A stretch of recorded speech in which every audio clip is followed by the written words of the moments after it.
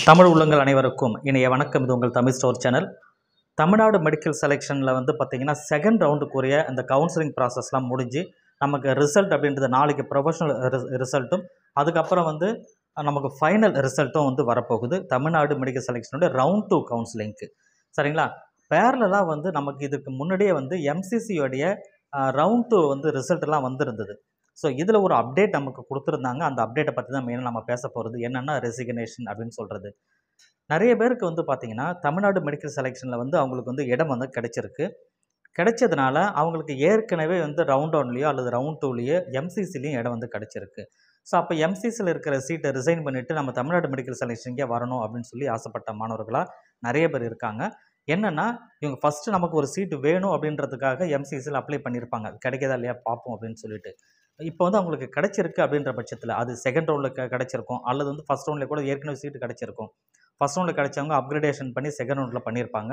Second ரவுண்ட்லேயும் சீட்டு கிடைக்கும். ஆனால் second ரவுண்டில் சீட்டு கிடைச்சா கம்பல்சரி என்ன நீங்கள் சேர்ந்து தான் ஆகணுன்ற கட்டாயம் இருக்குது.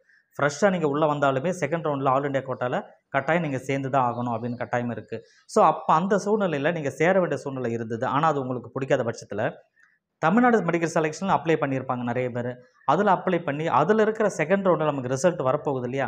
இந்த ரிசல்ட்டில் உங்களுக்கு வந்து சீட்டு கிடைச்சிருக்கு அப்படின்ற பட்சத்தில் நீங்கள் என்ன பண்ணலான்னா ஆல் இண்டியா கோட்டாவோட சீட்டை ரிசைன் பண்ணலாம்.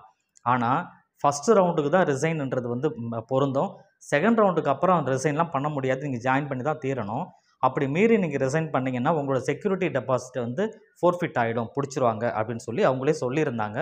அதன்படி இப்போ யாராவது ஆல் இண்டியா கோட்டாவில் நீங்கள் உங்கள் சீட்டை ரிசைன் பண்ணிவிட்டு தமிழ்நாட்டில் நம்ம சீட்டு கிடச்சிருச்சு நம்ம இதையே வச்சுக்கலாம்னு சொல்லி முடிவு பண்ணிங்கன்னா அதற்கு டேட்டும் கொடுத்துருக்காங்க. அக்டோபர் 1ஆம் தேதிக்குள்ளே நீங்கள் ரிசைன் பண்ணிக்கலாம். உங்களுடைய ஆல் இண்டியா கோட்டாவோட ரவுண்ட் 2 சீட்டாக இருக்கட்டும் அல்லது ரவுண்ட் 1 சீட்டாக எது ஒன்றா இருக்கலாம். ஸோ அதை நீங்கள் ரிசைன் பண்ணுறதுக்கு அக்டோபர் 1ஆம் தேதி சாயந்தரம் 5 மணி வரைக்கும் டைம் இருக்குது. அப்படி நீங்கள் அவங்க கொடுத்த டைம் தான். ஆனாலுமே நீங்கள் ரிசைன் பண்ணிங்கனாலுமே உங்களுடைய செக்யூரிட்டி டெபாசிட்டை ஃபோர்ஃபிட் பண்ணிப்பாங்க. நீங்கள் 5000 கட்டியிருப்பீங்க சில பேர் வந்து 10,000 கட்டியிருப்பீங்க. சில பேர் டீம்டு யூனிவர்சிட்டியாக இருந்தால் 2 lakhs வந்து பே பண்ணியிருப்பீங்க செக்யூரிட்டி டெபாசிட் அப்படின்றது. அந்த செக்யூரிட்டி டெபாசிட்டை ஃபோர்ஃபிட் ஆகிடும்.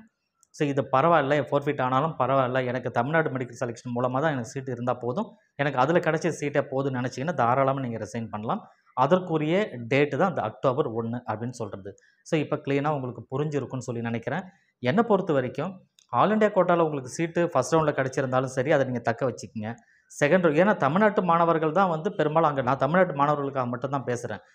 புதுச்சேரியாக இருந்தாலும் சரி தமிழ்நாடாக இருந்தாலுமே சரி நம்ம ஏரியாவில் இருக்கிற மாணவர்கள் ஆல் இண்டியா கோட்டா வழியாக தமிழ்நாட்டிலேயோ அல்லது வந்து புதுச்சேரியிலோ நீங்கள் சீட்டு எடுத்திருக்கீங்கன்னா ஆல் இண்டியா கோட்டா வழியாக கிடைச்ச சீட்டை நீங்கள் படிச்சிங்கன்னா இன்னொரு மாணவருக்கு நீங்கள் வழி வர மாதிரி பொருந்தும்.